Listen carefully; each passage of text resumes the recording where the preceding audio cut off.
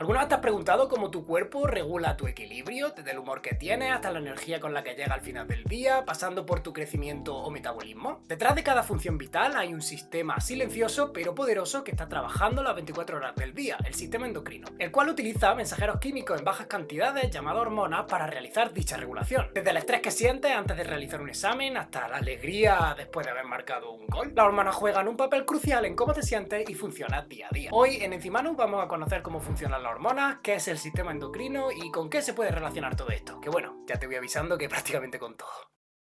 Antes que nada, la fisiología ha nombrado a este equilibrio con una palabra en concreto que quiero que conozcáis: homeostasis. Este término no solamente hace referencia al propio equilibrio, sino a todos estos procesos que buscan reencontrarlo si es que este se trastoca. De hecho, una de las definiciones más actuales de salud es el mantenimiento del equilibrio, y cualquier alteración de este provoca la enfermedad. Para esta precisa y exacta regulación hacen falta unos mensajeros químicos llamados hormonas que circulan por sangre para llegar a lugares lejanos, aunque literalmente recorran milímetros. Esto lo explico porque hay también comunicación entre células que no utilizan la sangre como vehiculización, y es por ello que se consideran localizaciones cercanas. El caso es que la liberación de la hormona suele depender de células especializadas en dicha función que se agrupan para formar glándula endocrina, aunque puede haber excepciones donde las hormonas se liberen directamente desde neuronas. Además, las hormonas deben de cumplir el requisito de funcionar a bajas concentraciones, ya que su mera presencia sirven para regular a las células que sean capaces de captar dicha hormona. Porque sí, de nada sirve la hormona si la célula no tiene un receptor específico para traducir la señal que ésta trae y crear dicha funcionalidad, lo que proporciona a la hormona la cualidad de ser muy específicas con su función. Un ejemplo se ve con la caída del pelo, donde los hombres tenemos muchos receptores para la versión activa de la testosterona en la cabeza, lo que provoca que los folículos pilosos se caigan y pues no generen pelo. Sin embargo, en las mujeres no te encuentras tanta abundancia de estos receptores, y es por eso que la calvicie es mucho más común en hombres.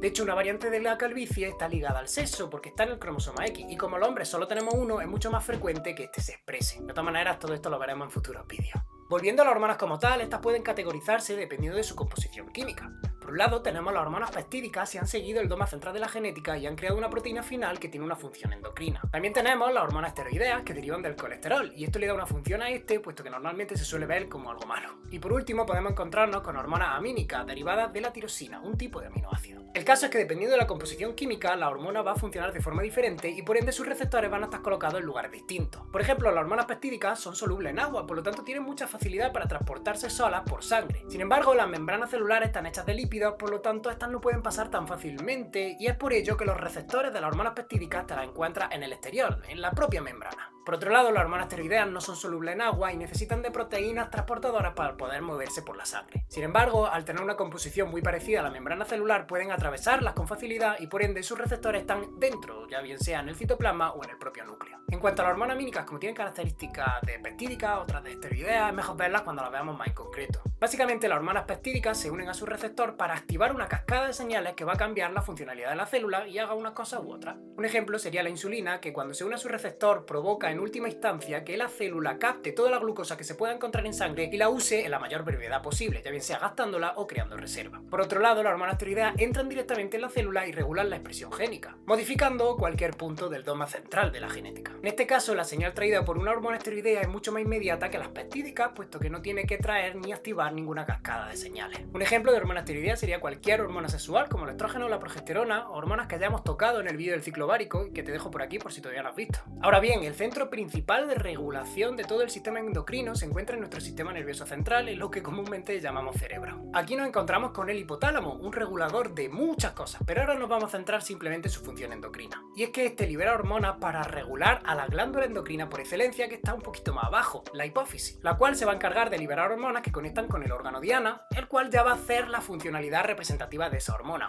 que bien puede ser quemar grasa, aumentar la excitabilidad o crear más hormonas. Todas estas conexiones que os acabo de describir se le llama eje hipotálamo hipofisario y es el pilar base de todo el sistema endocrino. A mí me gusta ver todo esto con la analogía de una empresa, donde el jefe es el hipotálamo, el socio es la hipófisis y los trabajadores son los órganos diana. La gracia de esta empresa es que tienen una muy buena relación y todos se comunican entre ellos para crear la máxima efectividad posible. Y es que lo chulo de este eje es que todos están interconectados con todos y se autorregulan en un proceso denominado retroalimentación o feedback en inglés, donde se le dice a todos los trabajadores que tiene tanto por encima como por abajo si tienen que secretar más o menos hormonas para mantener esa homeostasis. Por ejemplo, los los testículos son un órgano diana encargado de crear la hormona sexual masculina, testosterona. Que si por X razón empieza a producir en mayor cantidad de la normal, esto lo entiende el hipotálamo y la hipófisis como que deben de reducir su hormona reguladora para que así los testículos se relajen y vuelvan a producir menos testosterona para volver a llegar al equilibrio que se había alterado. Ahora entendéis un poquito mejor el concepto de homeostasis, ¿verdad? Este proceso que acabo de describir es una retroalimentación negativa, donde el aumento de una sustancia provoca la reducción de la siguiente, o bien la reducción de una sustancia provoca el aumento de la siguiente. Como dijimos al principio del vídeo, cualquier alteración del equilibrio causa una alteración en la salud, y es cuando estas retroalimentaciones no funcionan cuando empiezan a aparecer las enfermedades endocrinas. También os quiero mencionar que existe una retroalimentación positiva donde el aumento de una sustancia hace que aumenten las siguientes, pero como podéis comprobar esto no es muy sostenible con el concepto de equilibrio. Es por ello que solo se da en contadas ocasiones, como por ejemplo el parto o la ovulación. El caso es que este concepto de retroalimentación se puede aplicar a cualquier concepto regulatorio dentro de la fisiología,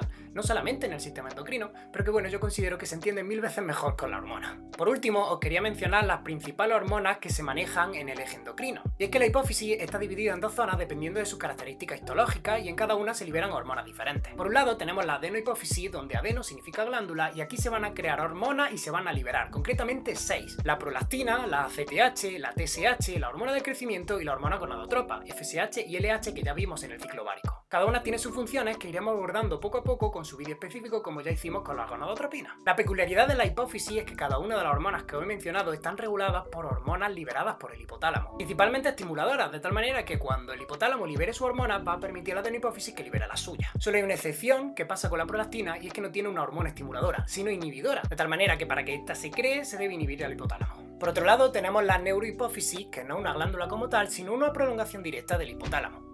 De hecho, el prefijo neuro viene de neurona. ¿Y qué te encuentras en el sistema nervioso central? Neurona. ¿Y dónde está el hipotálamo? Aquí se liberan dos tipos de hormonas, la hormona antidiurética y la oxitocina, y no van a tener ninguna regulación hipotalámica porque ya provienen de ahí. Si os dais cuenta, aun con todas las hormonas que os he mencionado, todavía me faltan unas cuantas, y es que estas se liberan en órganos diana que están regulados por las hormonas que os acabo de explicar. Un ejemplo que ya hemos visto es el que pasa en el ciclo ovárico, donde la hipófisis libera FSH y LH para regular al óvulo y que este pueda crear las hormonas sexuales femeninas, que son la progesterona y los estrógenos. Te recomiendo que te pases por el vídeo del ciclo ovárico ahora de nuevo, que entienda un poquito mejor cómo funciona todo el eje hipotálamo hipofisario. Y con esto ya finalizo el vídeo después de haber recorrido todo este largo camino por todo el sistema endocrino. Ahora ya conoces un poquito más la hormona y el concepto de homeostasis. Ahora bien, también te tengo que resaltar que existe una especialidad en concreto en medicina relacionada con las hormonas, que es la endocrinología. Por lo tanto, puedes entender que este vídeo es simplemente la base, pero bueno, por algo se empieza. ¿Cómo? ¿Que has llegado hasta aquí? Házmelo saber en los comentarios dejándome la palabra hipotálamo y yo te dejaré un corazoncito como agradecimiento. Por aquí te dejo otro vídeo introductorio, esta vez acerca del sistema inmune y de cómo funciona toda nuestra defensa tanto con la amenaza externa como la interna. Vamos, no te lo pierdas, te espero allí.